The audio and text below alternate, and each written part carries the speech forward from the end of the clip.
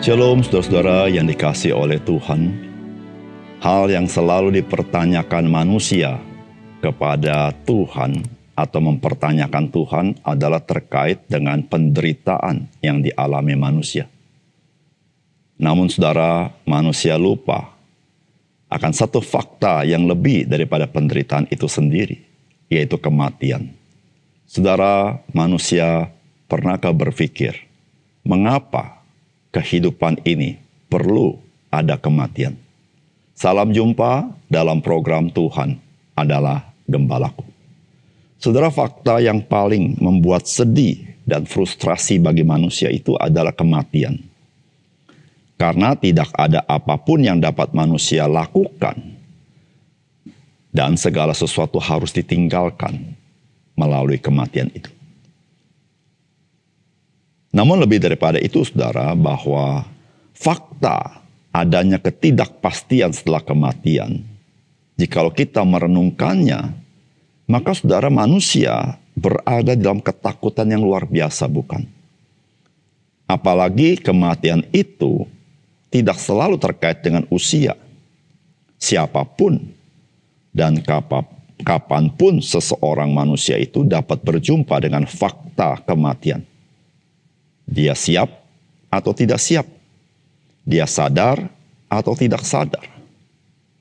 Sebagai orang percaya, kita dapat saja mengalami kesedihan yang mendalam ditinggal oleh kerabat yang kita kasihi, bukan? Namun satu hal penting, ketika seorang berada di dalam Kristus, maka ia berada di mana Kristus ada ketika ia meninggalkan dunia ini. Itulah kabar baik bagi setiap orang yang di dalam Kristus. Mari kita membaca 1 Tesalonika pasal 4 ayat 13 sampai 18. Selanjutnya kami tidak mau saudara-saudara bahwa kamu tidak mengetahui tentang mereka yang meninggal, supaya kamu jangan berduka cita seperti orang-orang lain yang tidak mempunyai pengharapan. Karena jikalau kita percaya bahwa Yesus telah mati dan telah bangkit, maka kita percaya juga bahwa mereka yang telah meninggal dalam Yesus akan dikumpulkan Allah bersama-sama dengan Dia. Ini kami katakan kepadamu dengan firman Tuhan. Kita yang hidup yang masih tinggal sampai kedatangan Tuhan sekali-kali tidak akan mendahului mereka yang telah meninggal. Sebab pada waktu tanda diberi, yaitu pada waktu penghulu malaikat berseru dan sangkakala Allah berbunyi, maka Tuhan sendiri akan turun dari sorga dan mereka yang mati dalam Kristus akan lebih dahulu bangkit. Sesudah itu kita yang hidup yang masih tinggal akan diangkat bersama-sama dengan mereka dalam awan menyongsong Tuhan di angkasa. Demikianlah kita akan selama-lamanya bersama-sama dengan Tuhan. Karena itu hiburkanlah seorang akan yang lain dengan perkataan-perkataan ini. Saudara yang dikasihi oleh Tuhan, penantian akan kedatangan Tuhan Yesus yang kedua kali itu sudah dilakukan oleh orang-orang Kristen mula-mula. Karena mereka berpikir bahwa Tuhan Yesus akan datang kembali pada masa hidup mereka. Ternyata Tuhan belum datang juga.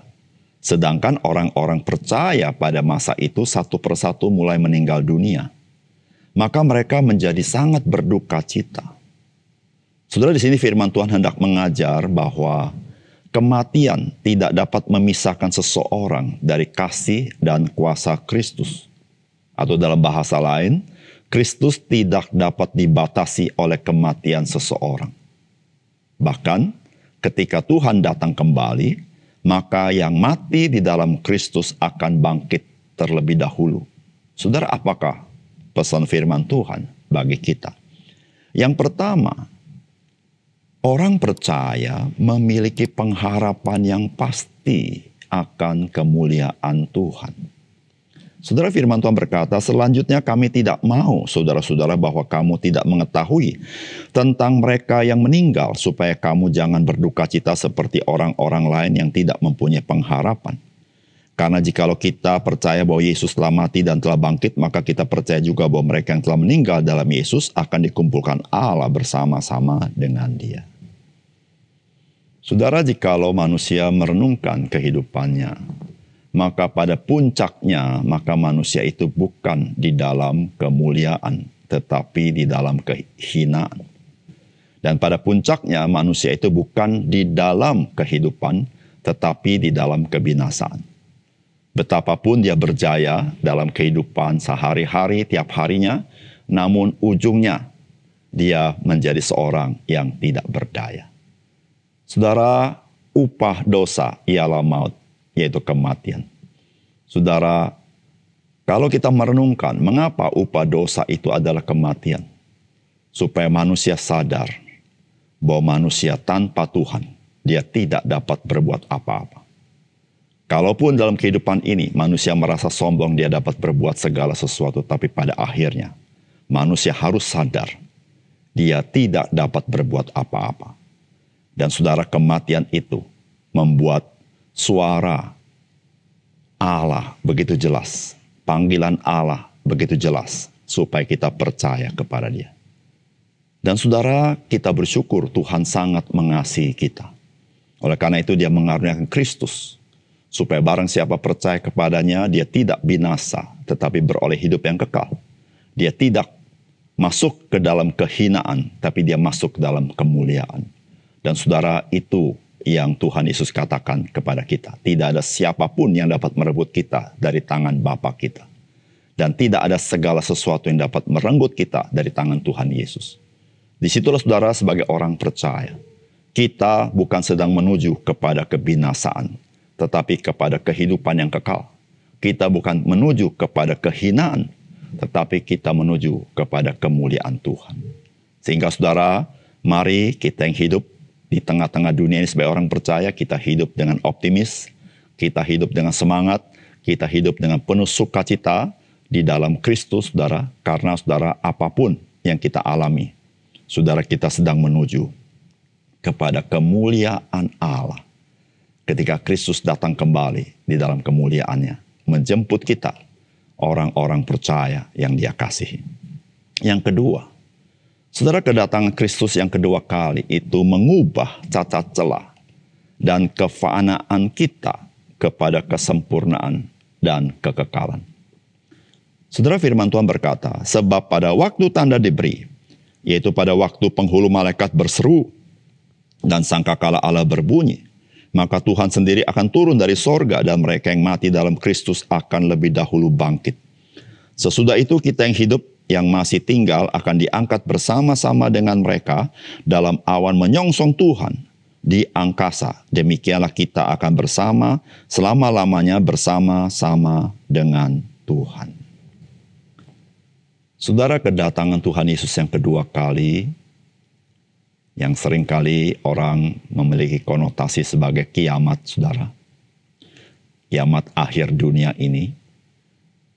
Saudara, kedatangan Tuhan Yesus yang kedua kali itu, saudara-saudara, Dia datang untuk menjemput kita orang percaya, namun Dia datang sebagai hakim bagi dunia ini.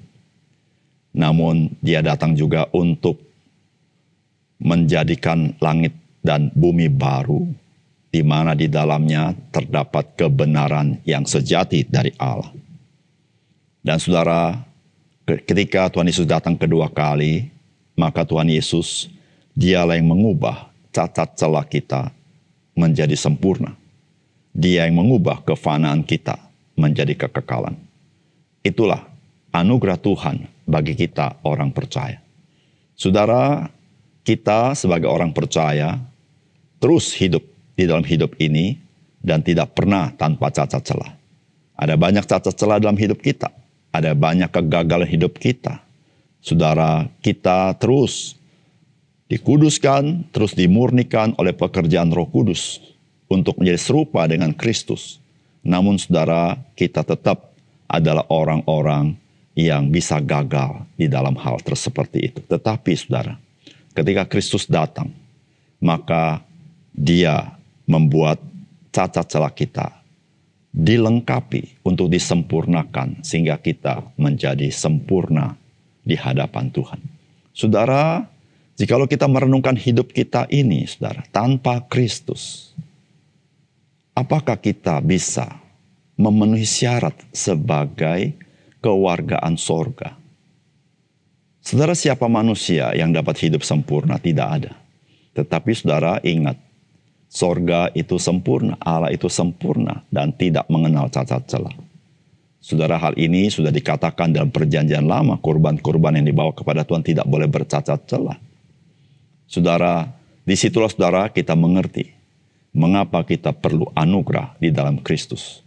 Karena seluruh perjuangan kita tetap di dalam cacat celah. Tapi ketika kita di dalam Dia, ketika kita berjumpa muka dengan Dia, Dia menyempurnakan cacat celah kita, saudara. Bukan itu saja, saudara. Dia yang menganugerahkan kekekalan itu kepada kita, ganti kefanaan kita. Hidup kita begitu fana, berlalu, bahkan tidak berbekas, saudara. Tetapi saudara, hanya di dalam Kristus apa yang kita lakukan, bagi Dia, di dalam Dia, saudara bernilai kekal. Apa arti bernilai kekal? Artinya saudara-saudara, Tuhan mengingat semuanya itu. Dan menjadi kemuliaan bagi nama Tuhan, dan Tuhan menganugerahkan kemuliaan itu bagi kita, orang-orang percaya yang hidup di dalam Dia. Saudara, oleh karena itu saudara, mari kita hidup bijaksana. Mari kita hidup di dalam Kristus. Karena kehidupan dalam Kristus, kita yang penuh cacat celah, kita yang fana, kita disempurnakan, dan kita menerima kekekalan itu yang dijamin oleh karya Kristus di atas kayu salib. Mari kita berdoa. Bapa surga, terima kasih untuk kebenaran firman-Mu. Kami bersyukur karena mata rohani kami dicelikkan. Kami bukan sedang menuju kepada kebinasaan, tetapi kepada kehidupan. Kami bukan menuju kepada kehinaan, tetapi pada kemuliaan. Itulah Tuhan membuat apa yang kami kerjakan di dalam Engkau tidak pernah sia-sia. Terima kasih untuk firman Tuhan. Dalam nama Tuhan Yesus kami berdoa. Amin.